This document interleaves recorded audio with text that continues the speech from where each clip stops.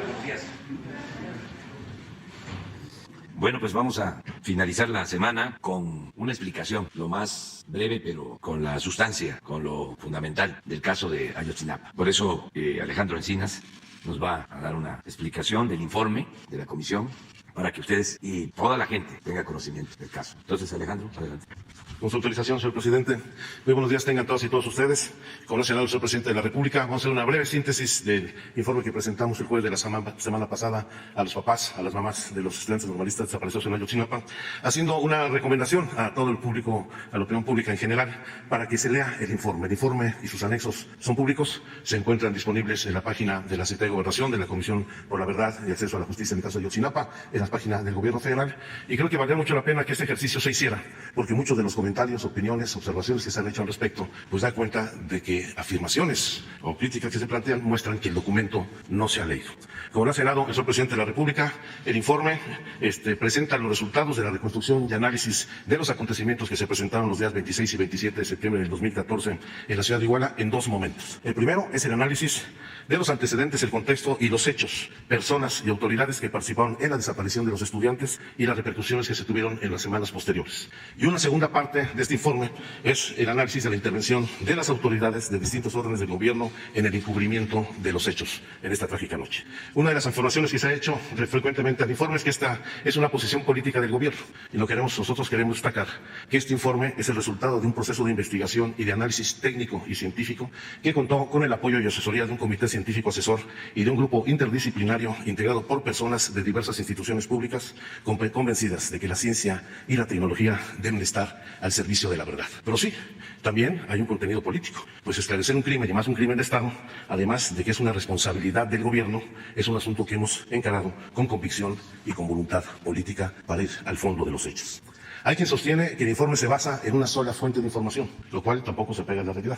Hay 13 fuentes de información básicas, que es toda la información y documentación que nos han proporcionado la Secretaría de Gobernación, la Defensa Nacional, la Secretaría de Marina, la Secretaría de Seguridad y Protección Ciudadana, el Centro Nacional de Inteligencia, la Guardia Nacional, la Procuraduría y Fiscalía del Estado de Guerrero, la Procuraduría y Fiscalía General de la República, los informes que ha elaborado el GEI, el Centro GEO de CONACYT, la Comisión Nacional de Derechos Humanos, incluso el Centro de Derechos Humanos Miguel Agustín Pro Juárez, y también de manera destacada los testimonios y la colaboración de 115 testimonios de personas que conocen o estuvieron involucradas en los hechos. Dicen algunos de los críticos que el informe no dice nada nuevo, que es lo mismo de la verdad histórica, lo cual es absolutamente falso.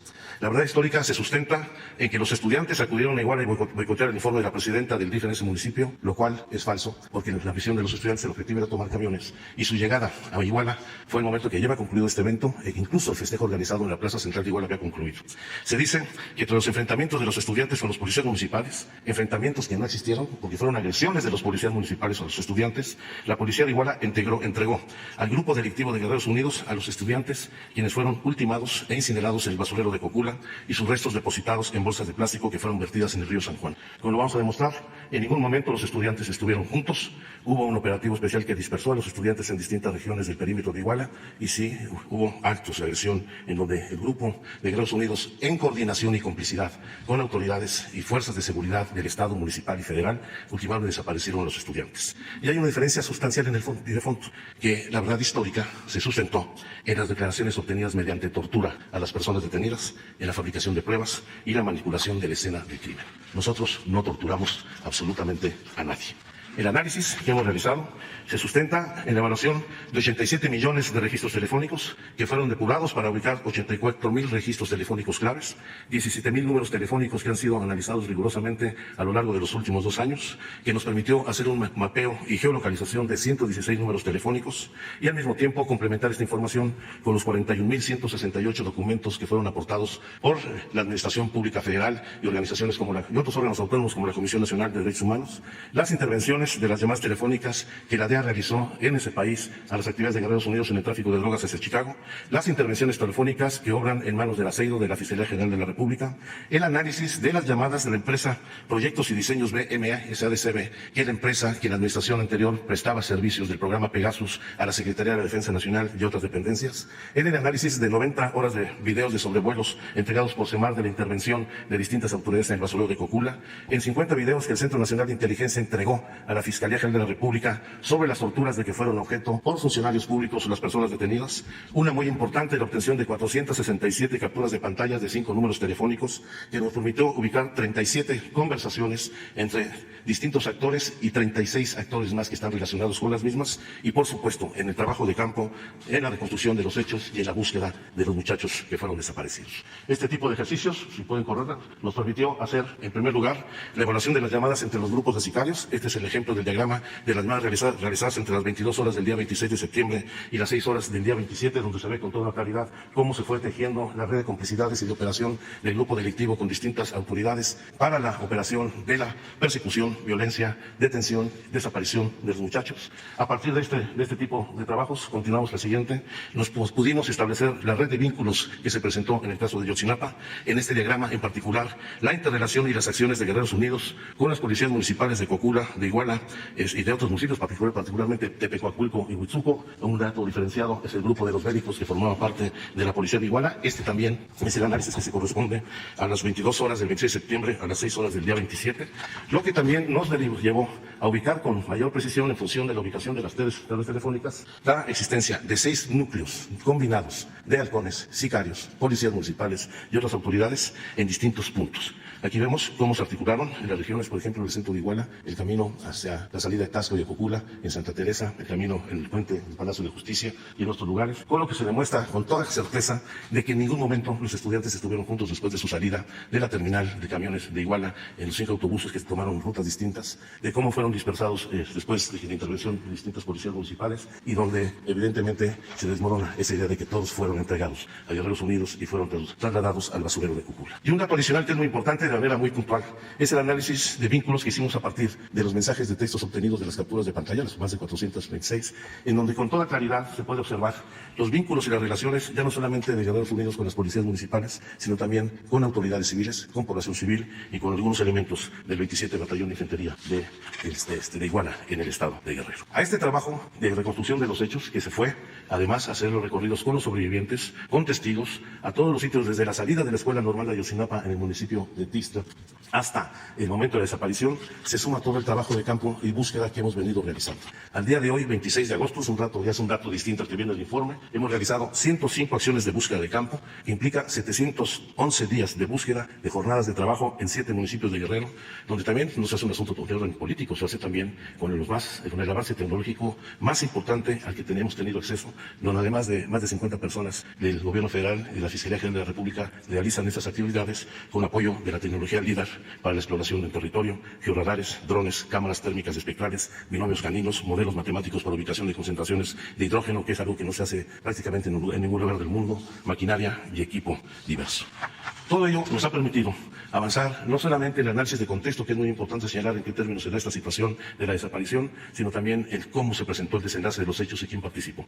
En el caso del análisis de contexto, para nosotros es muy importante destacar 4 elementos. El primero, cómo la desaparición y el homicidio del dirigente social en Iguala, Arturo Hernández Cardona, el 3 de junio de 2013, motivó la movilización de los estudiantes de la Normal de Ayotzinapa, que tomaron las oficinas del Ayuntamiento de Iguala e incendiaron documentación en demanda de la presentación de Hernández Cardona, quien finalmente apareció asesinado, y ese homicidio se le atribuye al entonces presidente municipal, José Luis Abarca, que está detenido justamente por este delito, no por el delito de desaparición, sino por el homicidio de Hernández Cardona, y a partir de ese momento los estudiantes fueron amenazados por el alcalde y por Guerreros Unidos de que no regresaran a esta ciudad si no se iban a tener a las consecuencias. Esta situación se da también en el contexto de una disputa por la plaza para el trasiego de drogas entre el grupo de los Rojos y el grupo de Guerreros Unidos, y donde hay un antecedente importante que uno debe tener en cuenta. Es como el 10 de junio de 2014, en un retén del Ejército Mexicano, la Procuraduría General de la República decomisó 107 kilogramos de heroína pura, de los cuales los elementos de la Procuraduría General de la República que hicieron este operativo solo entregaron 24 kilogramos. Este dato está acreditado incluso en un documento de la Secretaría de Gobernación que da cuenta pues, de que la disputa por el territorio también era la disputa por el control de la droga y el robo entre estos grupos asociado a la protección de autoridades, particularmente de la Procuraduría. Y el hecho de la presencia de los estudiantes en Iguala se acredita a partir de la resolución que se adoptó en la Asamblea de la Federación de Estudiantes Campesinos Socialistas de México, que se celebró en el estado de Morelos en agosto de 2014, donde se resolvió que la Normal de Ayotzinapa fuera sede de delegaciones de otras escuelas normales del país para de ahí trasladarse a las movilizaciones con motivo del 2 de octubre a la Ciudad de México. Con toda esta información avanzamos en todo el proceso de reconstrucción de los hechos, desde la salida de los estudiantes de la Normal a Chilpancingo y Tierra Colorada, donde la Policía Federal, la Policía Estatal, les impidieron la toma de camiones, motivo por el cual se trasladaron posteriormente al municipio de Iguala para tomar los camiones que no pudieron tomar en estos municipios. El análisis del traslado y llegada de los estudiantes a Iguala, a Rancho del Cura, a la caseta de cobro en la salida a Cuernavaca y posteriormente a la central de autobuses. Todo el trabajo del seguimiento de la salida de la central de autobuses, el inicio de la violencia y el momento del incremento de la violencia y la orden de desaparecer a los estudiantes. Con todos estos elementos de la reconstrucción que vienen desarrollados de manera muy puntual en el informe, minuto a minuto se ha llevado la reconstrucción desde la salida hasta la desaparición. Hemos hecho un análisis de modo, tiempo, lugar y circunstancia de la intervención de diferentes actores y instituciones y hemos podido determinar la forma en que se articuló el grupo delictivo de Guerreros Unidos con autoridades de distintos órdenes del gobierno en la desaparición de los estudiantes. Hemos acreditado cómo en todo momento las autoridades hicieron el seguimiento de las acciones de los estudiantes, quienes eran monitoreados desde días previos por las movilizaciones que se iban a realizar el 2 de octubre en la Ciudad de México y cómo estuvieron al tanto de su salida de la escuela normal, su llegada a Iguala y de los hechos de persecución y violencia que precedieron a la desaparición, lo que evidentemente acredita no solamente responsabilidades por acción u omisión o negligencia, sino el involucramiento de autoridades, de agentes del Estado en la desaparición de los normalistas. La desaparición debió de haberse evitado. Las omisiones de la autoridad, sin lugar a dudas, permitieron esta desaparición. Y hemos puesto en el informe un dato muy importante: la existencia de un estudiante normalista, miembro del Ejército, informante de las Fuerzas Armadas, que desapareció junto con los estudiantes y en ningún momento sus mandos superiores activaron el mecanismo de búsqueda que establece el protocolo de búsqueda de la Secretaría de Defensa Nacional, que de haberse aplicado este protocolo para garantizar la integridad física y evitar la desaparición del soldado Palotzin, evidentemente hubiera evitado la desaparición de todos los muchachos. El segundo elemento del que hemos hecho el análisis tiene que ver con la verdad histórica. ¿En qué pasó después de la desaparición y cómo hubo una actuación de las autoridades en una acción concertada del aparato del poder desde el más alto nivel del gobierno en el país, que ocultó los hechos, alteró las escenas del crimen, escondió los vínculos de autoridades con el grupo delictivo y su participación con agentes del Estado, generando no solamente vicios, sino deficiencias que obstaculizaron el acceso al derecho y a la verdad y la justicia? Nosotros hemos definido esta actuación como un crimen de Estado porque no solamente se trata de la desaparición, la pérdida de vida de los estudiantes, en donde se conjugan fundamentalmente 4 delitos graves y violaciones a los derechos humanos en materia de desaparición forzada, como es la privación de la libertad, el homicidio, la participación e involucramiento de agentes estatales o grupos de personas que actúan en apoyo y con consentimiento del Estado y particularmente lo que es la negativa, ocultamiento y manipulación de información e investigaciones por parte de las autoridades gubernamentales, que propició la impunidad de los perpetradores y de los encubridores de estos hechos. En un breve cuadro comparativo entre la verdad histórica del 2014 y el informe de los avances que ha presentado la presidencia de la Comisión de la Verdad, vemos con toda claridad las diferencias sustantivas, que son muchas más, entre ambos análisis y conclusiones. La verdad histórica dice que los estudiantes iban a boicotear el informe de la presidenta del DIF. Eso es absolutamente falso. Ya lo decía yo, iban a la toma de camiones para la marcha del 2 de octubre, pero incluso tenemos el testigo de una persona protegida, Carla, que hace mención de que a ella en particular se le solicitó que tomara fotografías de todos los estudiantes, ya que se creía que entre ellos venían personas que pertenecientes al grupo delictivo de los Rojos. La verdad histórica dice que la desaparición fue un hecho fortuito. Es absolutamente falso, ya que todas las autoridades tuvieron conocimiento de la movilización de los muchachos desde días antes de la salida de la normal hasta su desaparición. La verdad histórica dice que los 43 estudiantes fueron llevados a la comandancia municipal de Iguala. Eso es falso. Nunca estuvieron juntos. Solamente fueron llevados a la comandancia de Iguala los alumnos que iban en el autobús 1564. Se dice en la verdad histórica que los 43 alumnos fueron sustraídos de la comandancia y entregados a las policías de Iguala y Cocula, quienes los entregaron en Lomas de Coyotes a Guerreros Unidos. Esto solo sucedió con los alumnos que iban en el autobús 1568, ya que otros estudiantes fueron conducidos a Huitzuco y a otros puntos, otros sitios a los que nos vamos a referir. Se señala que la desaparición la ordenó el GIL. Tenemos evidencia de la coalición de autoridades, donde A1 y líderes de Guerreros Unidos ordenaron recuperar la mercancía y darle su merecido y un escarmiento ejemplar a los estudiantes. La verdad histórica dice que los 43 estudiantes fueron detenidos, ejecutados y quemados en el basurero de Cocula y desparcidos sus restos en el río San Juan, lo cual no es cierto, porque en muchos de los casos era tal la magnitud de la movilización de sicarios y el número de muchachos que pretendían desaparecer, que se reubicaron en distintos puntos donde están los testimonios, hacia el río Balsas, hacia el Pozo de Pueblo Viejo, hacia la mina ese atasco y mandaron cocinar a 10 de los estudiantes, e incluso hay la información corroborada también con llamadas al teléfono de emergencia 089, donde se acredita que presuntamente 6 de los estudiantes de los 43 desaparecidos estuvieron retenidos durante varios días y con vida en lo que llaman la bodega vieja, y de ahí fueron entregados al coronel, como vienen los testimonios, quien se hizo cargo de estos muchachos. Al mismo tiempo, como se ha demostrado, de que no fueron arrojadas las cenizas al río Cocula, queremos señalar que hemos encontrado los restos de 3 estudiantes que fueron plenamente identificados en los estudios de la Universidad de Innsbruck, en el Laboratorio de Identificación Genética, y no fueron encontrados en el río San Juan, sino en distintos puntos del ejido de Cocula, y que nos permitió tener ya la identificación y la certeza de 3 de ellos. Ya dicen que no se contó con la presencia de elementos de las Fuerzas Armadas, ya señalaron la presencia de Julio César López Patolsi, normalista informante de la Sedena, pero también hay testimonios de la intervención, no solamente en los recorridos en la conferencia de prensa en el Hospital Cristina, en otros sitios como el puente del Palacio de Justicia de los maestros gerentes de Fuerzas Armadas, sino que participaron en otras acciones. Dicen que la desaparición de los desaparecientes fue un asunto local. Eso es totalmente absurdo. En estos participaron diversas instituciones, no fue un hecho fortuito. Hubo intervención de autoridades del Estado en la desaparición, y pues una cuestión que es muy importante es que los testimonios que dan fundamento a la verdad histórica fueron obtenidos hasta por tortura, y tan es así que el juez de Tamaulipas liberó a 77 de los presuntos perpetradores porque fueron torturados. Nosotros hemos buscado romper el pacto de silencio, hemos ofrecido mecanismos de colaboración eficaz y hemos tenido información sin violar los derechos humanos de absolutamente ninguna persona. Y hemos favorecido la cooperación internacional. Con la verdad histórica, después del segundo informe del GIEI, el GIEI fue prácticamente expulsado del país. Nosotros hemos invitado y estamos convencidos de la importancia y cooperación del trabajo del GIEI, ahora no solamente en apoyo a los padres, sino como coadyuvante de la Fiscalía General de la República. Y también la gran diferencia es que con la verdad histórica se pretendió cerrar la investigación, y como lo hemos señalado, esta investigación continúa abierta. Ahí continuamos con las búsquedas el día de hoy en 2 puntos del estado de Guerrero, y seguirá en manos de la Fiscalía y la Comisión la continuidad de la investigación. Cierro rápido con las conclusiones que ya le hemos hecho públicas, señor presidente.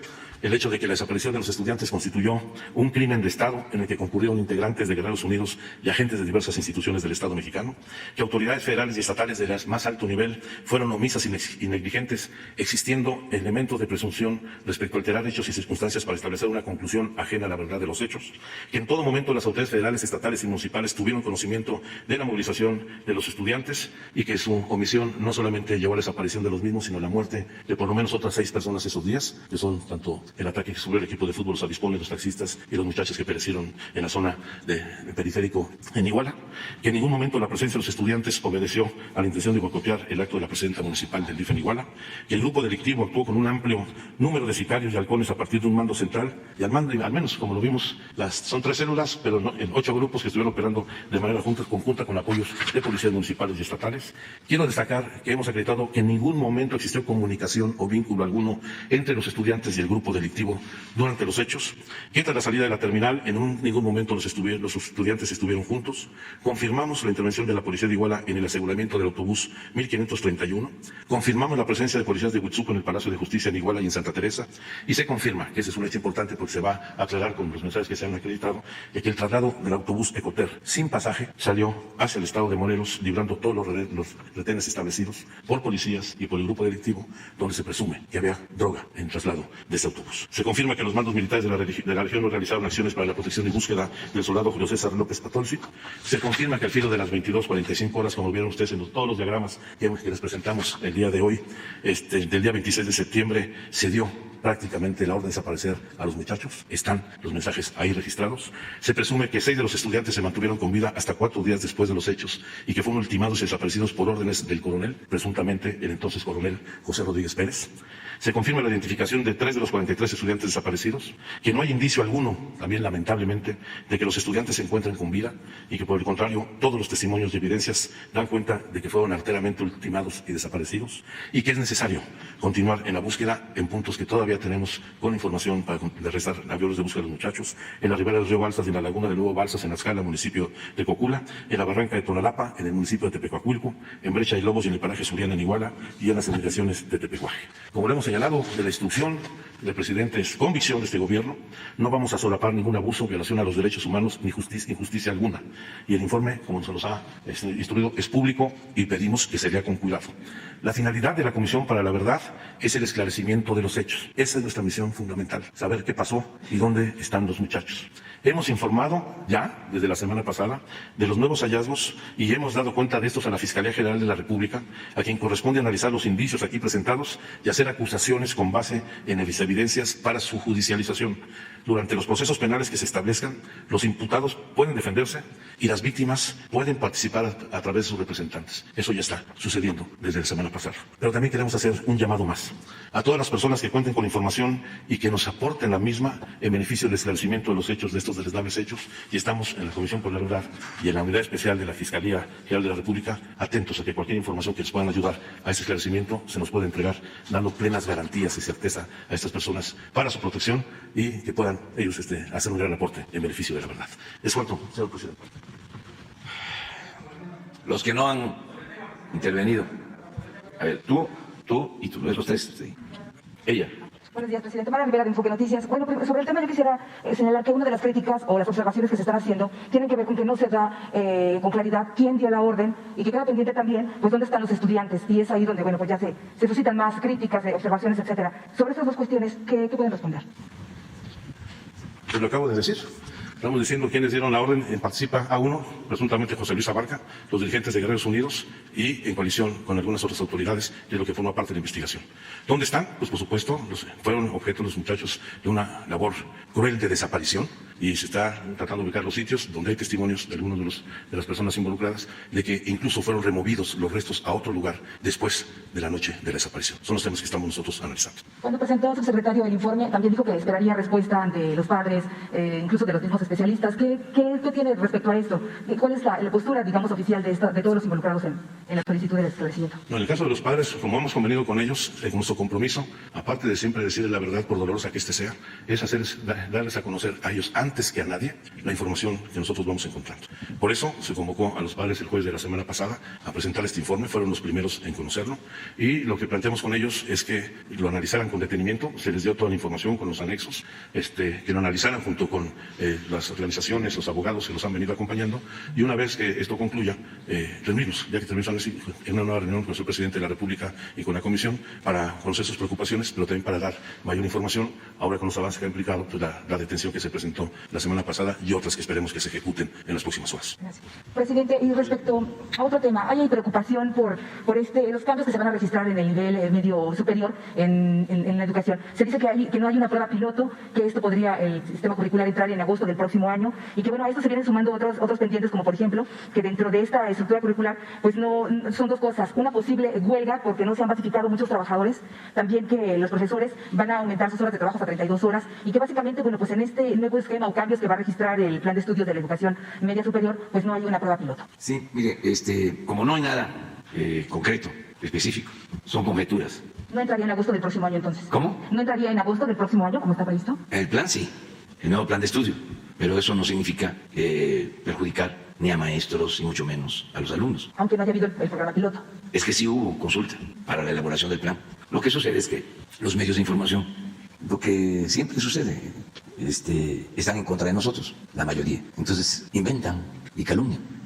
Va a estar aquí el lunes la maestra Delfina, porque es el regreso a clases. Si te parece, ella explicaría sobre este asunto. Pero no es serio estar haciendo conjeturas si no hay pruebas, no hay elementos. Dicen, sostienen, va a haber huelga. Yo tengo información, yo no he escuchado nada de eso. Y además, si hay protestas, pues en México hay libertades y se ejerce el derecho a disentir y a la libre manifestación de las ideas y desde luego a la movilización, a la protesta. Pero es lo mismo, es manejo tendencioso de medios de información que están molestos. Ofrezco disculpa por estarlo repitiendo, porque antes pues ellos mandaban, eran parte de la oligarquía que dominaba México.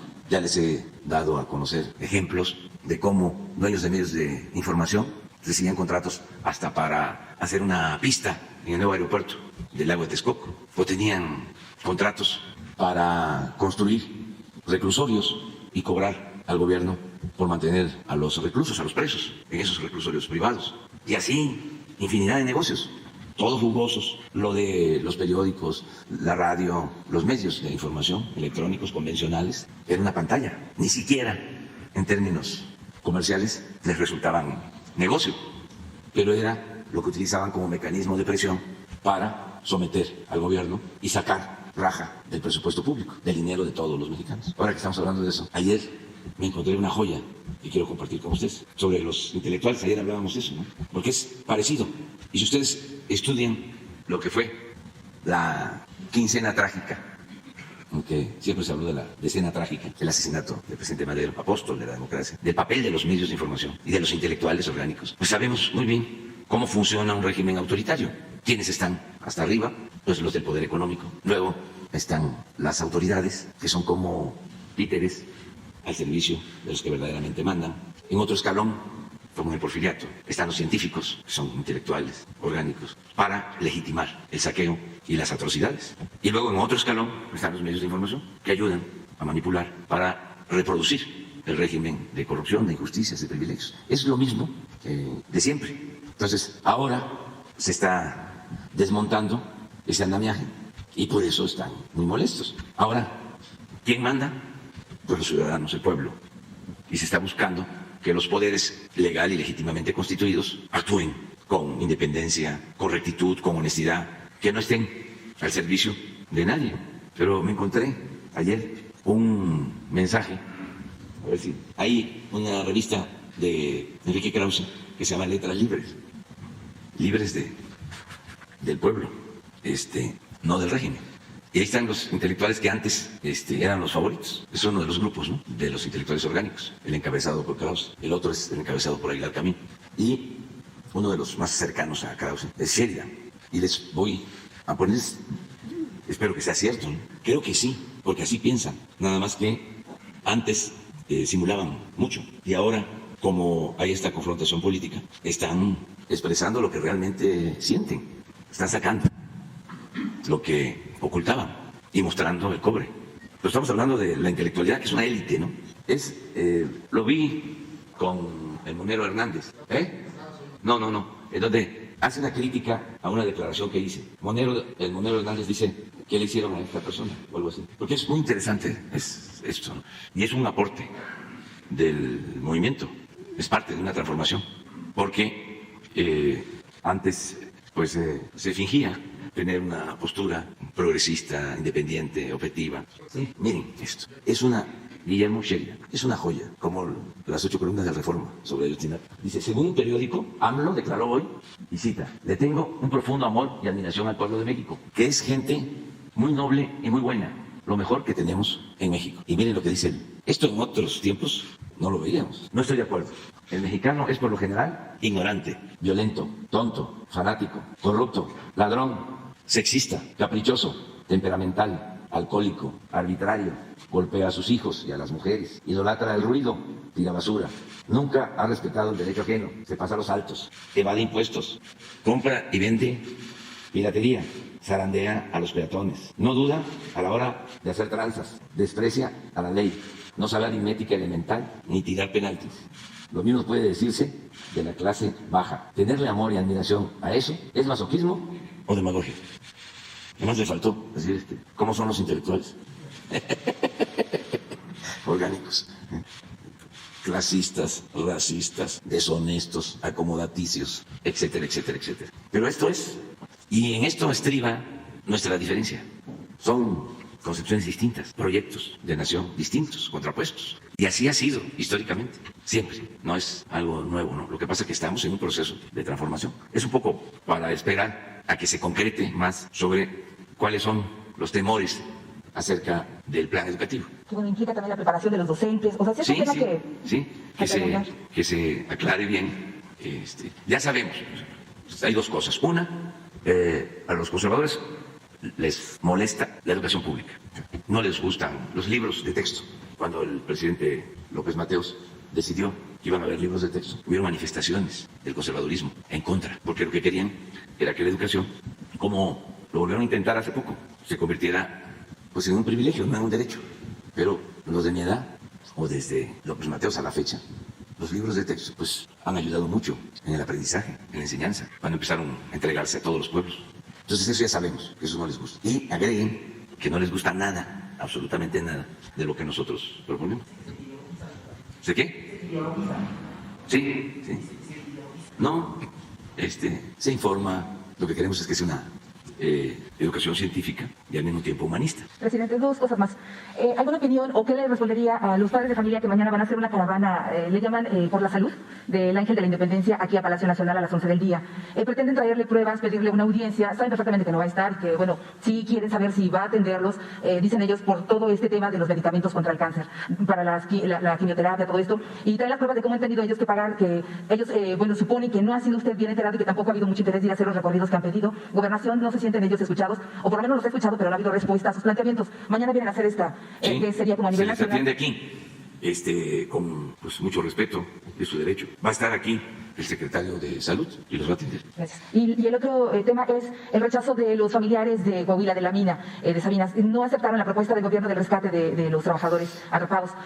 Es unánime, dicen ellos, y no aceptaron esta propuesta. ¿Cuál es el plan B del gobierno federal, presidente? Bueno, se está dialogando con ellos.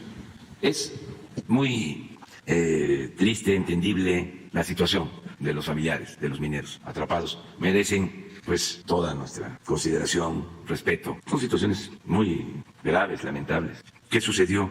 Pues se inundó la mina, estaban 15 trabajadores, 5 se salvaron, se infiere y fue por la misma presión del agua, porque la mina se inunda porque está ubicada junto a una mina muy grande, abandonada, inundada, y se presume que hubo una ruptura de las paredes y por ahí se filtró el agua en gran cantidad, en grandes volúmenes y se inundó la mina. Entonces, los técnicos, Protección Civil, los miembros del plan DN3 de la Secretaría de la Defensa decidieron poner bombas grandes para extraer el agua de los pozos de carbón y se fue avanzando. Ya prácticamente se habían achicado los pozos y de repente se vuelven a inundar. Entonces se sigue bombeando, estamos hablando de 600, 800 litros por segundo que se extraen. No ha parado el bombeo, pero siguen estando altos los tirantes de agua. Entonces se hizo pues una revisión técnica. ¿Qué otra opción? ¿Qué otra alternativa? Entonces decidieron los técnicos que la otra opción era escarbar el terreno para poder entrar a la mina, nada más que eso lleva más tiempo. Y antes de tomar esa decisión, di la instrucción de que se le consultara a los familiares. Y ayer se les consultó y como tú lo sostienes, ellos pues no están de acuerdo. No es que no quieran rescatar a sus familiares, es que les parece mucho tiempo. Sí, pero eso ya es politiquería. Estamos hablando de lo que está sucediendo. Entonces, eso nunca, eso jamás, hasta que se tengan las evidencias. Entonces, se va a seguir hablando con ellos, se está haciendo esa labor y hoy también los técnicos van a explorar si se puede acortar el tiempo con más extracción de agua, aun cuando sostienen que estando con menos agua los pozos de carbón, de todas formas, hay riesgos, que habría la manera también de controlarlos. Entonces se está buscando qué opción es lo mejor y la instrucción es que no nos demos por vencidos. No va a suceder lo de Basta de Concho que se decretó que no había ya ninguna posibilidad de recuperar a los mineros. Nosotros no, ahí vamos a estar. Eso es básicamente. Sí, pero eso no es ahora lo más importante. Ahora lo más importante es el rescate. Desde luego que hay una indemnización, pero eso no es el tema. Las dos cosas. En el caso de Basta de Concho, les voy a explicar qué sucedió, porque puede servir. Nosotros hicimos el compromiso, como hicimos el compromiso de Ayotzinapa, y se está cumpliendo, de que si ganábamos, íbamos a rescatar a los mineros de Basta de Concho. Y ganamos, y empezamos a tener reuniones con los familiares, buscando consenso, porque en 65, ¿sí? 65 familias. Entonces, el planteamiento fue, bueno, nos va a llevar 3 años el rescate, de acuerdo a los estudios. Va a costar alrededor de 2,000 millones. Se puede entregar indemnizaciones, que todo el terreno, cientos de hectáreas, se conviertan en un parque, en un memorial, y que se lleven a cabo, desde luego, mejoras en la situación económica de las familias, que incluye vivienda, mejoras en la comunidad, en el pueblo. Entonces el planteamiento fue, si están de acuerdo, si hay consenso, todos, se hace el memorial y no se lleva a cabo el rescate. También se habló de los riesgos por gases, se hizo toda una explicación amplia. Entonces la condición fue de que tenía que haber para cualquier decisión consenso y no lo hubo.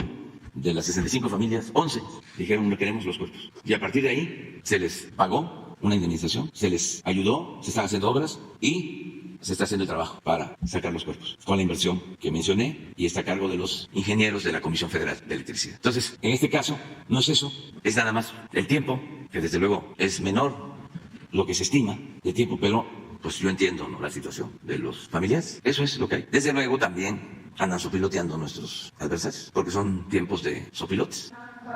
No. Es lo que ellos decidan. ¿Sí? Siempre es así. Habíamos quedado. Gracias. Arturo Sánchez de la Jornada. Buenos días, presidente. Buenos días, subsecretario. Al subsecretario, en el caso sobre lo que informó y sobre lo que plantea el informe, se señala que hubo responsabilidad de las autoridades federales y estatales a los más altos niveles. En ese sentido, ¿hasta dónde llegaría la responsabilidad del exsecretario Cienfuegos, el titular de la Sedena, y también del secretario hoy de la Marina Ojeda, que era comandante de la octava región militar en Guerrero? Señala usted que había se ha señalado que había un estudiante que era informante de las Fuerzas Armadas y que no se actuó para rescatarlo y que estuviera venido en la desaparición, quizá a la muerte de los estudiantes. En ese sentido, ¿hasta dónde llega su responsabilidad? Gracias. Nosotros hemos aportado todos los hallazgos y los indicios, evidencias a la Fiscalía General de la República, particularmente a la unidad especializada para la litigación del caso. Ellos tendrán que ir delineando las responsabilidades. Esto es muy importante. Nosotros somos una comisión por la verdad y el acceso a la justicia. No somos policías, no somos Ministerio Público. Nosotros estamos aportando toda la información que nos permite esclarecer los hechos y será la propia autoridad quien defina el alcance de las responsabilidades. Por supuesto, cuando señalamos que la verdad histórica diseñó en los más altos niveles del gobierno federal involucra a todas aquellas personas que participan en las reuniones de la Presidencia de la República en la discusión de estos temas. Y es ahí donde habrá que ubicar no solamente el diseño, sino particularmente la operación y la implementación de estas acciones, que en muchos casos hay presunción de alteración de la escena del crimen, y particularmente lo que está plenamente acreditado es el haber creado una verdad fundada en actos de tortura contra las personas detenidas. Dejemos que por supuesto que la autoridad jurisdiccional haga su trabajo. Y en el caso del soldado informante, pues ahí incluso hay responsabilidades dentro de la justicia militar, porque no se aplicó el protocolo de búsqueda que establece la Secretaría de Defensa Nacional para soldados desaparecidos, pero también será la autoridad, en este caso militar, quien tome las decisiones. En ese mismo tema, el GIEI ha pedido acceso recientemente no solo al informe y sus anexos, sino a las llamadas, a los análisis. ¿Se le otorgará todo este acceso? No, el GIEI es coadyuvante de la Fiscalía, tiene acceso. Por supuesto, toda la información no venía preparado, pero aquí tengo los acuses de recibo de toda la información que hemos entregado a la Fiscalía General de la República, por supuesto, y está entregada desde el día viernes a las 9 de la noche, lo digo, porque fue la hora en que nos estableció la unidad especial la entrega de la documentación y las evidencias que presentamos a los padres y madres de familia. No quisimos entregarla en oficialidad de partes, eso sería un absurdo, pero también tienen acceso al GIEI a esta información que el propio jueves, después de la reunión con los padres y madres de familia, había solicitado yo una reunión para que uno de los testigos clave que aportó la información rindiera su declaración ministerial sobre las llamadas que presentamos, y esta declaración se llevó el jueves entre las 7 de la noche y las 2 de la mañana al día siguiente, y hubo representantes del GIEI en esa reunión. Tienen todo el acceso, tienen información, son coadyuvantes en la Fiscalía y por supuesto no se les pondrá ninguna limitante ni restricción. Gracias. Para el presidente también y para el subsecretario. También en este tema. Todos los acusados y detenidos que fueron torturados por la PGR de Murillo Cara están liberados. ¿Cuál es la gravedad de que se haya liberado a todos estos individuos? Se habla de que aquí los reportes dicen que sigue operando en la región. Hay dos hechos sumamente graves. El primero, el hecho mismo de la tortura, que fue lo que propició la libertad de 77 personas involucradas en los hechos. Evidentemente es un acto indebido, ilegal, violatorio de la ley y los derechos humanos. Y el juez, si bien lo liberó, no señaló a los responsables de la tortura. En ambos casos, aquí lo que se vulneró fue el derecho de las víctimas. Se privilegió el derecho de los victimarios por encima del derecho de las víctimas, y es lamentable este tipo de actuación de los jueces. Gracias, subsecretario. Para el presidente, en otro tema, me gustaría pedirle que nos detalle la vía que buscará para poner a la Guardia Nacional bajo el control operativo de la Sedena. Ayer el secretario de Gobernación decía que no va a ser una reforma constitucional, sino legal, legislativa. Y esto se dificultará por la moratoria que hay de la oposición en el Congreso. Gracias. Sí, miren, nosotros consideramos que lo mejor es que la Guardia Nacional dependa directamente de la Secretaría de la Defensa. ¿Por qué? Porque la Secretaría de la Defensa es una institución con disciplina, profesionalismo, con muchos años de experiencia en el cumplimiento de su deber. Y aunque, como todas las instituciones, han habido, por malos servidores públicos, manchas, es de las mejores instituciones del Estado mexicano. Esa es mi apreciación. Entonces, si la Guardia Nacional que hemos estado construyendo con el apoyo de las Fuerzas Armadas, tanto de la Secretaría de Defensa como de Marina, ya representa una corporación que ayuda mucho para la protección de los ciudadanos, para garantizar la paz en el país. No queremos que esta nueva institución quede en el aire, como sucedió con la Policía Federal, que se creó durante el gobierno de Ernesto Zedillo y se fue echando a perder. De ahí salieron mandos que ahora están en las cárceles y se corrompió por completo.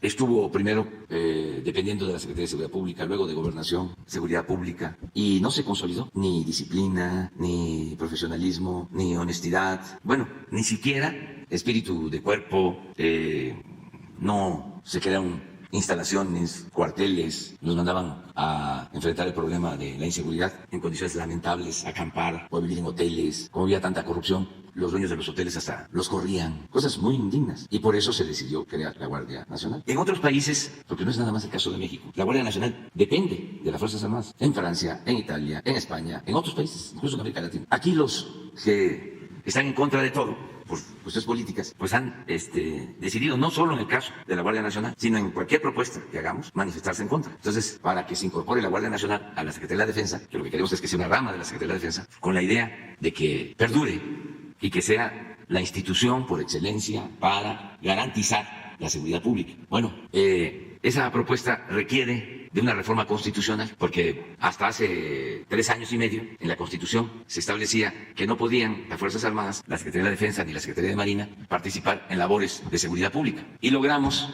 que se aceptara que la Secretaría de Defensa y la Secretaría de Marina ayudaran en garantizar la seguridad pública. Esto por una realidad. Sí, nos hace falta la defensa del territorio, la defensa nacional, pero el principal problema de México de los últimos años, los últimos tiempos, es el de la inseguridad pública, de la violencia al interior. Y resultaba que constitucionalmente no podían participar ni el Ejército ni la Marina. Estamos hablando de más de 300,000 elementos, con instalaciones, con experiencia, que no podían. Y los usaban para operativos violando la Constitución. Entonces, se llevó a cabo una reforma para crear la Guardia Nacional y que las Fuerzas Armadas participen en labores de seguridad pública. Pero hay un transitorio por el cual ya para el año próximo, no, el 24, ya no puede la Defensa ni Marina participar en labores de seguridad pública. La Guardia Nacional sí, pero quedaría dependiendo de la Secretaría de Seguridad Pública o de Gobernación.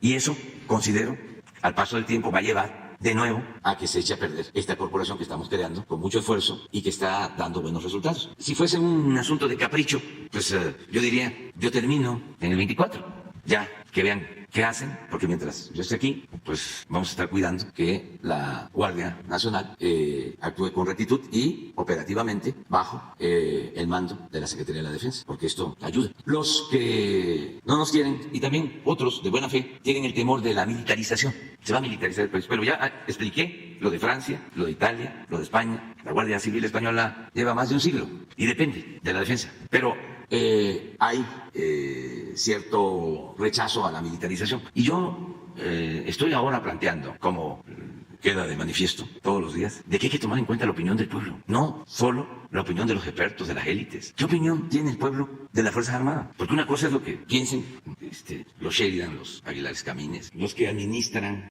la violación de derechos humanos y luego se convierten hasta en políticos, como este senador Álvarez y Casa. Sí, es muy respetable su opinión. Y de muchos que tienen ya como trabajo el formar grupos de defensa de derechos humanos y hasta de obtener financiamiento del extranjero. Es un poco lo que está sucediendo en la ONU, que tiene tantos organismos, no atienden lo fundamental, se está quedando como un florero, pero tiene organismos para todo. Medio ambiente, defensa de los niños, cambio climático, derechos humanos. Bueno, ganan muchísimo dinero y no cambian nada. Entonces, pues administran los problemas. Y claro que a ellos pues no les conviene que las cosas verdaderamente cambien.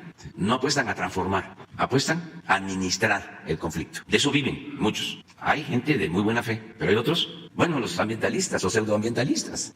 En Estados Unidos yo tengo, pues, de manera respetuosa, la convicción de que toda la ayuda en Estados Unidos hacia países, cuando se da, se transfiere a través de estos organismos y no llega a la gente, se queda en los asesores, en estos grupos. Entonces, no estamos por la militarización. Y regresando al tema, porque es interesante, ¿qué opina la gente? No hay necesidad, es cosa de ver las encuestas del INEGI. A ver, ¿por qué no pones la encuesta del INEGI? Pero además, se puede hacer una consulta, se pueden hacer encuestas y casi el 80% de los mexicanos le tienen confianza a la Secretaría de Marina y a la Secretaría de la Defensa. Entonces, ¿por qué eso no lo vemos? ¿Por qué solo lo que opinan los aviondos? No, la democracia es gobierno del pueblo, para el pueblo, con el pueblo. Vale lo mismo la opinión, el voto de un campesino, de un indígena, de un obrero, que el de un intelectual, un científico, un oligarca. Es lo mismo. pero traemos el elitismo en la cabeza y despreciamos la opinión de la gente. Esto muy alimentado por los medios de información, que no dejan de ser elitistas. Pero miren, ¿de cuándo es esto? Miren, Marina, este es desempeño. 84-2. ¿Cómo vamos a desperdiciar esto? Este es el ejército. 81-3. Si ponemos al presidente, está en 65, en 70. Si ponemos a los gobernadores, están en 60. Si ponemos a las policías estatales, están en 50. Si ponemos a los medios de comunicación, están como en 40. A los intelectuales, como en 30. Aquí está la policía. Mire, esto no lo vemos, porque la política es asunto de los políticos. A ver, regresa a la anterior, la otra, la de los policías. Guardia Nacional, la que quieres. Bueno, en poco tiempo. Bueno... Es una media. Mire, aquí está. Confianza, 86-6, 83-3. Guardia Nacional, 74-5. Policía Estatal, 50. Municipal, 45. Es interesante el debate. Esto no se veía antes. Entonces, el 86% o el 83% no cuenta. Tenemos que tomar en cuenta a todos. Para terminar, si presentamos la reforma a la Constitución, pues la van a rechazar. Porque tenemos mayoría, pero para una reforma constitucional se requieren 2/3 partes. O sea, no es la mitad más 1. Eso se podría obtener en el Congreso. Pero el bloque conservador ya declaró huelga, aunque siguen cobrando. Entonces, no quieren aprobar nada. Entonces, tengo el deber de decir lo que nos conviene para la seguridad pública es que la Guardia Nacional dependa de la Secretaría de Defensa. Entonces, sin reforma constitucional, voy a enviar el día 1 una iniciativa de ley integral para que en los márgenes legales se pueda lograr este propósito preferente, para que de inmediato se decida y los que no estén de acuerdo y consideren inconstitucional la ley puedan acudir a la Suprema Corte y ahí se decide. Pero yo no me puedo quedar con los brazos cruzados, porque tengo una responsabilidad con el pueblo de México. Tengo la responsabilidad de garantizar que haya paz y que haya tranquilidad. Entonces, si el Poder Legislativo y el Poder Judicial opinan lo contrario, pues yo ya cumplí y se acata lo que diga el Poder Legislativo y el Poder Judicial, porque somos independientes, como no se había visto en la historia. Adelante. Buenos días, presidente Hans Salazar de Noticiero en Redes. A propósito, y en el primer tema que le quiero plantear, de las reformas, de esta reforma en particular, hay el punto, por ejemplo, de Fobiste, que lo he planteado aquí y que usted abrió una conferencia especial al respecto. Aquí el vocal del Fobiste dijo que para resolver el problema que aquí ya le expusimos en este espacio, se necesita definitivamente una reforma a la ley del ISSSTE. Usted ha mencionado aquí que se va a plantear también reforma a la ley del ISSSTE para mejorar el servicio de salud. Sin embargo, pues el Fobiste, que es un órgano dependiente o que forma parte del propio ISSSTE, preguntarle si usted está considerando, aquí dijo el funcionario responsable del Fobiste que sí se está considerando una reforma para poder resolver esta usura contra los pues que tienen una deuda de este servicio. Y el segundo punto también de la reforma, preguntarle si está considerando alguna reforma para que la propia Secretaría de Seguridad Ciudadana, que aquí usted también dijo que va a ser la responsable de estar atendiendo casos para la liberación de gente inocente en las casas, injustamente detenida o sin sentencia, algún abuso de autoridad. ¿Va a haber alguna reforma o cómo se manejaría esto? Y si lo hubiera también en ese sentido, ¿para cuándo sería? ¿O habría otro mecanismo jurídico legal para que la Secretaría pudiera atender esto y qué fecha sería? No, bueno, y aquí está otro punto, por favor. Sí, acerca de la reforma para el Seguro Social del ISSSTE, si hace falta, se va a presentar la iniciativa. Ahí no creo que haya problema.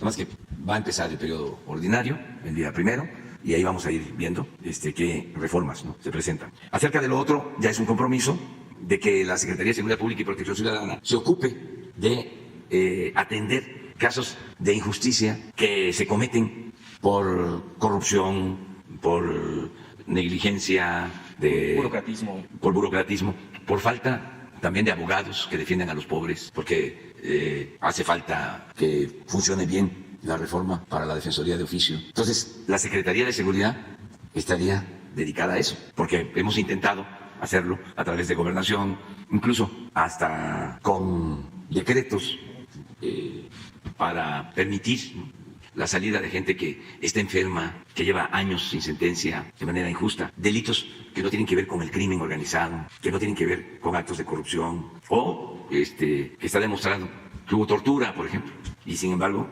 no se consigue la libertad y hay mucha gente que está injustamente en la cárcel. ¿Cómo se sustentaría jurídicamente, presidente? Lo estamos viendo, pero más que la parte jurídica, lo que hace falta es una institución para eso. Parece mentira. O sea, porque pues, todo el gobierno debe de tener como fin último la justicia y conseguir la felicidad para el pueblo. Pero no es así, no es así. Por la corrupción. Ahora que viene esa nueva reforma promovida por los potentados, por los influyentes, para que no haya detenciones, si los jueces consideran que se tiene que dejar en libertad a la gente, aún con evidencias, con pruebas de que se trata de delincuentes, del crimen organizado o de cuello blanco. Ahora que estamos viendo, pero infinidad de casos de jueces. Esto que pasó hace 2 días, que se detiene a un señor promotor de violencia en Colima y un juez lo libera. Fíjense, cuando lo detienen, hace como 3 días, pone un mensaje la gobernadora de Colima, Indira Vizcaíno. Sí, hace como 8 días estábamos allá en Tijuana. Lo pone un Twitter, la gobernadora, diciendo, felicito a las autoridades. A ver si no está por ahí el de Indira. La gobernadora del estado de Colima. ¿Por qué? Porque pues, sabe perfectamente que este señor anda en malos pasos. Y el juez, por cualquier pretexto o excusa, decide liberarlo. Afortunadamente, quienes están ahí informan que esta es una labor, por ejemplo, para Rosa Isela, y se busca, y hay 2, 3 órdenes de aprehensión, aparte de eso, y de delitos graves. Y aquí volvemos a lo mismo. ¿Qué hace el Consejo de la Judicatura del Poder Judicial? La gobernadora. Este día fue detenido en la Ciudad de México José Bernabé, uno de los principales generadores de violencia en nuestro estado. Un reconocimiento a la Sedena, a la Secretaría de Seguridad de la Ciudad de México, por esta importante detención. Y a los 4 o 5 días, el juez lo libera. No ha salido porque es tan grave el asunto que se indagó. ¿No tienes ahí lo que presentó Ricardo sobre otras órdenes de aprehensión? Sí. Decide Tamaulipas y Colima, ya con eso. Sí. Pero regreso. ¿Cuándo ha habido una rueda de prensa de la Judicatura, que es el órgano que tiene como responsabilidad cuidar que los jueces actúen con rectitud? Encima de eso, ahora están por resolver el que ya no haya detenciones, así es, oficiosa, y que los jueces puedan decidir. Pues es protección para jefes de bandas de la delincuencia organizada y para, no se olvide, delincuentes de cuello blanco.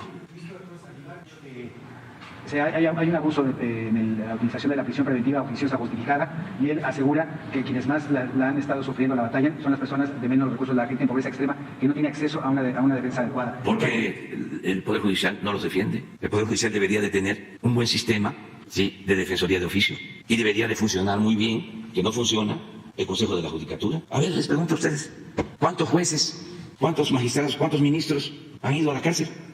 ¿Qué es un poder incorruptible? ¿Es el castillo de la pureza?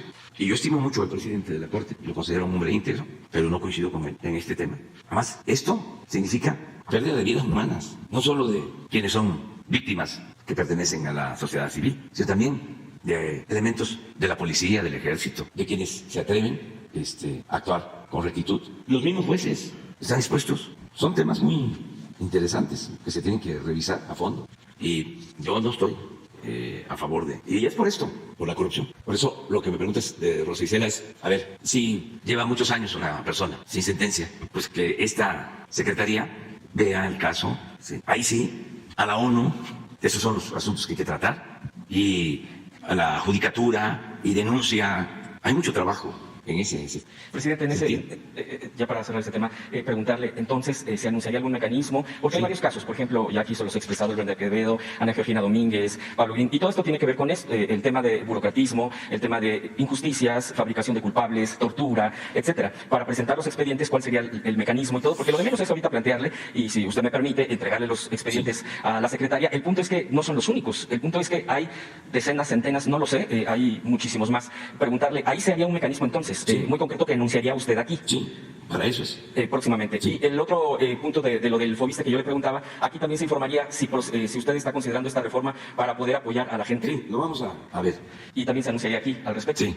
Bueno, pues segundo tema, y le agradezco, presidente, es respecto, aquí ya se ha planteado el abuso de parte del INE. El INE no solo está multando activistas, ciudadanos de las redes sociales, curiosamente simpatizantes de la Cuarta Transformación, porque no es un tema que se ha generalizado con gente que también tiene derecho a defender a los conservadores o ser conservador. El punto es que está muy focalizado, incluso ya está pidiendo comparecencias de activistas, están en las redes sociales, seguramente usted ha visto algunos de ellos, y particularmente hay un punto, por ejemplo, y que me llama mucho la atención, y ese es el concreto que le quiero exponer. Usted ya se ha expresado al respecto de, por ejemplo, el caso de las multas, pero en el caso de la diputada Andrea Chávez, la diputada tuiteó, ella tuiteó, le voy a leer, una diputada federal del PRD acaba de decir en la comparecencia de nuestra Secretaría de Cultura al Alejandro Frausto, que el Fondo de Cultura Económica, y entre comillas, no debe dedicarse a fomentar la lectura, cierra entre comillas, dice, aunque usted no lo crea. Ese es el tuit. Y por ese tuit, que no es reciente, por cierto, de la diputada, el Tribunal Electoral del Poder Judicial de la Federación ya está buscando adentrarla e inhabilitarla a la diputada de Morena y aliados, PT y Verde, por ese tuit. No solamente multar, sino inhabilitar. Es decir, ya está yendo más allá de una comparecencia de activistas, estamos hablando de Alina Duarte, Primero Ibarra. ¿Hasta qué punto? Y esa es la pregunta. El tema, ya sabemos la reforma electoral, ya están en la moratoria. ¿Hasta qué punto está poniendo en riesgo el tema de la democracia? Porque, bueno, pues la gente efectivamente no creo que se quede con que, bueno, pues ya quedó ahí, ni modo, me inhabilitaron, ya no puedo hablar, ya no me puedo expresar. Y con un tuit de estos, realmente no solo es una censura, sino realmente ya es un tema de extralimitación y va mucho más allá. ¿Qué opina al respecto? ¿Realmente se está poniendo en riesgo todo el tema de la democracia con estas instituciones? Yo pienso que desde luego es un abuso, ¿no?, de estas autoridades, no les corresponde, es censura descarada y no va a pasar a mayores. Creo que sí, tendrían que iniciar un proceso de desafuero, sí. Entonces, yo pienso que hasta ayuda que todo esto suceda. Es lamentable, desde luego, pero ayuda para que se sigan mostrando como son. Es quedarse sin tapujos, al desnudo. La otra expresión es mostrar el cobre, pero ayuda mucho que salgan todas estas cosas, porque esto demuestra cómo estábamos, la decadencia del país. Imagínense si hubiesen continuado lo mismo, ¿cómo estaría México? Entonces, no va a pasar nada, es pura propaganda, enojo, no tienen respaldo de la gente. Entonces, por eso, esos arrebatos, no pasa nada. Y en caso de que, por ejemplo, proceda una injusticia de ese tamaño, de esa magnitud, la gente no lo va a permitir y hay mecanismos legales hasta pedir juicio político contra los magistrados del tribunal o los consejeros del INE. Pero yo no estoy dando ese consejo. O sea, yo nada más digo de que hay formas, pero diría que políticamente hasta ayuda, viéndolo en función de la transformación y de que busquemos una sociedad mejor, con un auténtico Estado de Derecho. Todo esto ayuda. Es como el enorme servicio, ¿no?, prestado por Sheridan y por otros, porque si no, continúa la simulación, que es un elemento fundamental del conservadurismo. O sea, es algo que sostiene al conservadurismo.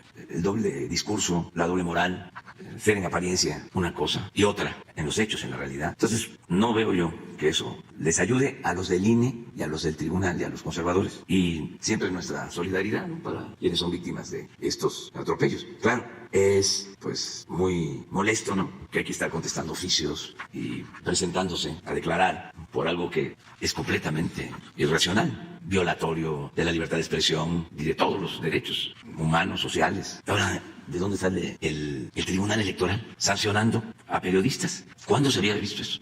Ni en la ley Mordaza, nunca. Pero debemos de felicitarnos al mismo tiempo por estar logrando que sucedan estas cosas. Porque como no va a funcionar, fracasan y ya quedan en el archivo, se van al basurero de la historia. Van quemando todas sus acciones o estrategias perversas. Eso es lo que yo pienso. No hacerle caso y no pasa nada absolutamente. Sí, salí bien. Eso, sí. Y ahora está pegando por los cambios. Sí, no tengo COVID. En esta gira, sí, en un tramo.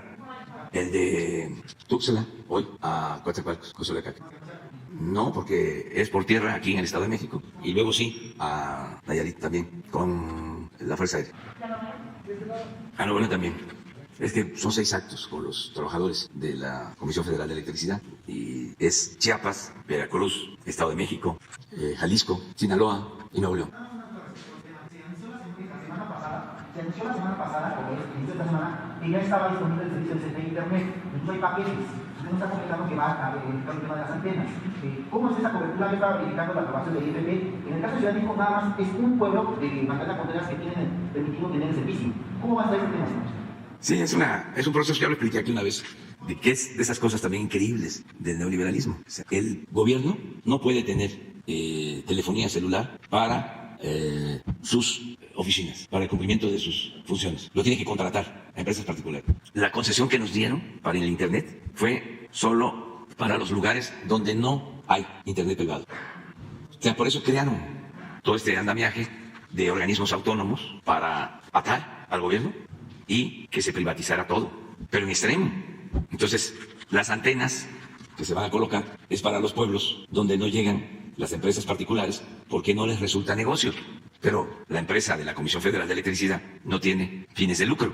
Lo que nos interesa es que la gente tenga acceso al Internet y a la comunicación, a la telefonía celular, porque no hay.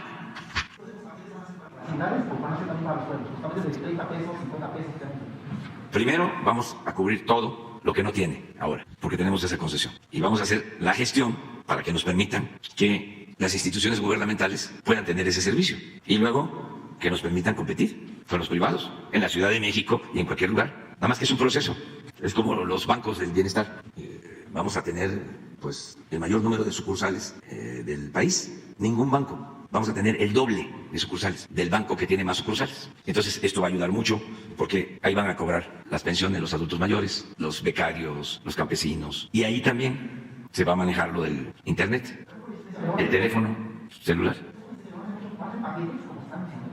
Sí, sí, pero se tiene primero que atender a los que no cuentan con servicio y que ya están recibiendo un beneficio. Miren, hay 25 millones de hogares en el país. Bueno, para explicarlo mejor, esto ayuda mucho, que la gente lo sepa. Hay 35 millones de hogares en México. En 25 millones llega un apoyo. O sea, de los 35 millones de hogares, en 25 millones de hogares llega cuando menos un apoyo del gobierno. Una porción aún pequeña del presupuesto. 5 millones más también reciben una pequeña porción del presupuesto porque son trabajadores al servicio del Estado, sean médicos, enfermeras, maestros, policías, soldados, marinos. Entonces, como la estructura poblacional de México es piramidal por la desigualdad, es como un cerro, entonces en la base está la mayoría. Todos esos reciben apoyo. Y de los de la base, los que más apoyo reciben son los adultos mayores y los indígenas. Entonces, nos quedan 5 millones, porque son 25 de manera directa con programas de bienestar y 5 que de una u otra manera reciben una porción del presupuesto nacional por su sueldo, por su trabajo como servidores públicos. Los 5 millones restantes también reciben apoyo, porque los de abajo tienen poder adquisitivo, compran en tiendas. Se trata también de empresas. Imagínense cuántas empresas trabajaron en la construcción del aeropuerto Felipe Ángeles. Tengo el dato, como 1.500. Esas puede ser que no estén en los 25 millones, ni en los 5, pero sí están en los 5. Y sí se benefician con inversión pública o con inversión extranjera. Y se benefician sobre todo porque si se atiende a los más necesitados, hay paz, hay tranquilidad. Y eso es lo que más vale, el vivir en paz. En una sociedad donde no se atiende a los pobres, a los marginados, donde hay mucha desigualdad, existe también mucha frustración y mucha violencia. Entonces, por eso decimos, por el bien de todos, primero los pobres, pero es por el bien de todos. A mí me decían antes los de mayor ingreso, de que les molestaba mucho andar con carros blindados y rodeados de guardaespaldas. Y que gozaban cuando iban a otro país y que, aunque hubiese inseguridad, pero no sabían quiénes eran, se manejaban en el anonimato, podían ellos hasta manejar sus carros y que se sentían muy felices. Pues claro, es que no hay cosa más importante que la libertad. Un dato que a mí me llena de orgullo, un solo dato, lo voy a dar a conocer el día primero, es que del 18 al 20, el INEGI hace cada 2 años una encuesta de ingresos, gastos en hogares, cada 2 años. Entonces, la que hicieron del 18 significaba que los más ricos de México tenían 18 veces más que los pobres, en promedio. Puede ser que un rico tenga 1000 veces más o uno, pero en promedio era 18 veces más. Y en el 20, ya estando nosotros, a pesar de la pandemia, ya había disminuido a 16 veces. Entonces, no se trata solo del ingreso, se trata de una mejor distribución del ingreso. Y un instrumento importante para la distribución del ingreso es el presupuesto. No es el único. El salario también, pero el presupuesto ayuda mucho, la orientación del presupuesto. Entonces, ahora le está llegando presupuesto a millones de mexicanos, ¿sí? Es eso más o menos. Y no hemos crecido, es decir, se nos cayó la economía. Pero por eso, crecimiento no es sinónimo de bienestar. Sí, es gratuito para escuelas, en los parques públicos. La antena va a tener un radio de 6 kilómetros. En total son 5,000 antenas, más fibra óptica. Es una revolución. Cuando logremos que en todos los pueblos se tenga internet, se puede hablar por teléfono. Es que es increíble. Yo voy a una gira y grabo un mensaje por el teléfono y le sigo, pero me tengo que meter a la sierra. Les pongo un ejemplo. Voy al Istmo, grabo en Ixtepec, pero quiero mandar el mensaje. Me tengo que esperar 5 o 6 horas hasta llegar a Oaxaca para poderlo subir, porque no hay. Eso es lo que queremos que no suceda. Claro, ahora no solo es el internet, ahora se van a poder hacer 2 horas y media de Ixtepec a Oaxaca porque estamos haciendo la carretera nueva, pero no queremos eso. O sea, queremos que además de la carretera, que la vamos a inaugurar en diciembre del año próximo, se pueda. Vamos a llegar como a 140,000 comunidades. Todos esos datos podríamos, el fin de semana seguramente, se van a dar a conocer. ¿Por qué el número de antenas. Al principio había dicho usted que eran nada más 2.500. Es que son 2.500 de la Comisión Federal y 2.500 de Altán. Son 5.000 para tener más cobertura. Bueno, vámonos a desayunar, ¿no?